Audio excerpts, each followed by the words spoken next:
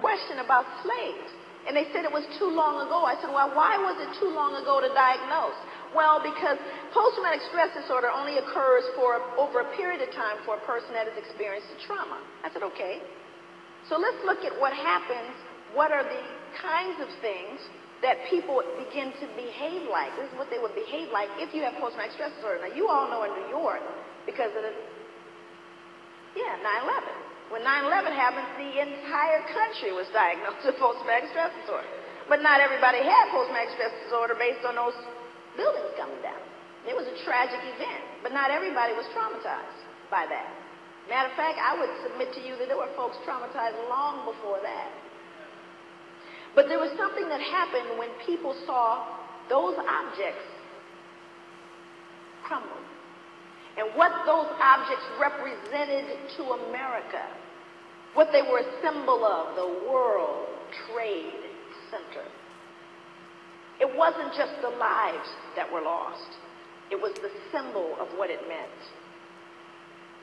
And that was wrapped in the notion of power and control and stability, all of those things, greatness.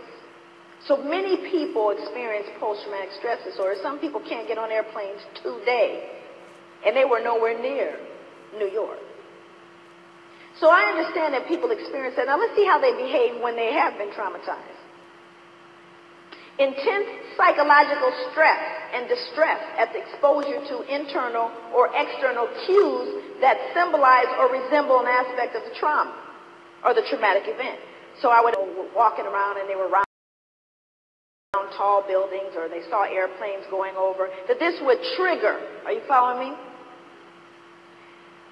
Physiological reactivity to exposure to the external or internal event. So again, you'd have a physical response. Marked diminished interest or participation in significant activities. This is a person no longer wants to do things. Feelings of detachment or estrangement from others. Restricted range of affect, unable to have loving feelings. A sense of foreshortened future. Does not expect to have a career, marriage, children, or a normal lifespan. Difficulty falling or staying asleep. Irritability or outbursts of anger. Difficulty concentrating. Hypervigilance. Exaggerated startle response. These are the behaviors of an individual that's been traumatized.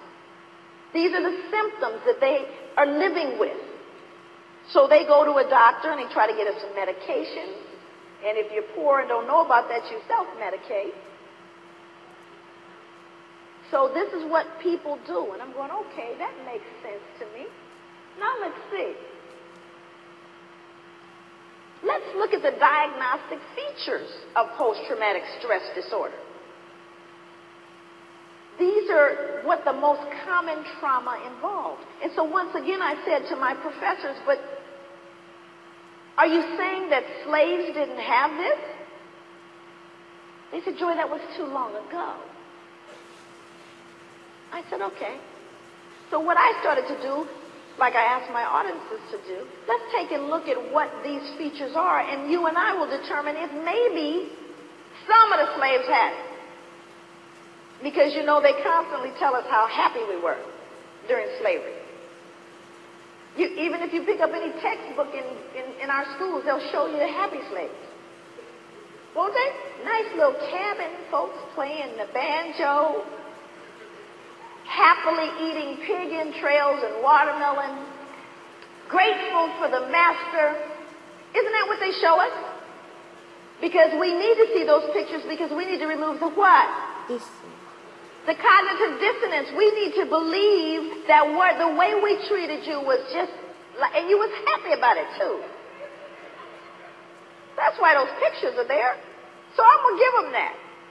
All three of the slaves that were happy. And even the few that are still happy today. I'm going to give you that. So now, let's look at this and let's determine if in fact, and the thing about the DSM, because you know you need to be able to get the money, right? So if a person is diagnosed with dysthymia, which is, you know, kind of recurring depression, ongoing depression, chronic depression. You don't have to have all the features of depression, for example, to get that diagnosis. You only need a couple of them.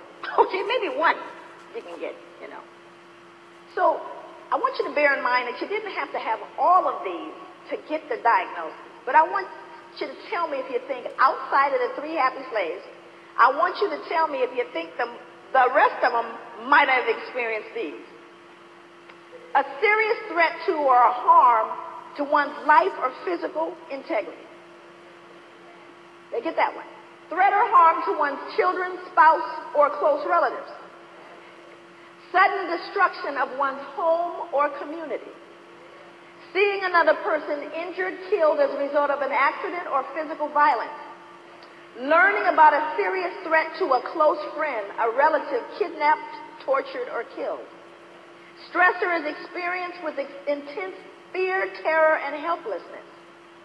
Disorder is considered to be more serious and will last longer when the stressor is of human design. That's 7 out of 7. You think they might have had it? Of course they did. And do you remember how I described exaggerated startle response, difficulty staying or falling asleep, outbursts of anger, exaggerated emotions is what we're talking about. A person that doesn't see a future for themselves. I want you to consider that person. And so everyone would agree that slaves had it. Did they treat the slaves when they had it? So during that time, did the master say, I notice you've been stressed lately. I'm thinking you need a little help. You think? No, they didn't get any help. And did they experience one trauma? Now understand that there were people that weren't there in New York when it occurred. They were somewhere in New Zealand watching it on TV, and they need to go to therapy behind it. So how is it we think that these people who lived a lifetime of trauma, that they did not suffer from post-traumatic stress disorder? So I think most would agree it doesn't take, it's not even plausible to assume they didn't have it. That's plain foolish. That's called, it has face validity. So now we know they had it. And how long did slavery last? Okay, they had it over a duration, and then when mother had it, because that was mom and dad and aunt and everybody else who had it, raising Johnny, yes? So Johnny was dealing with someone that had difficulty staying or falling asleep, exaggerated startle response, outbursts of anger, feeling of foreshortened future and doom. That was mama raising Johnny. And did Johnny get some traumas?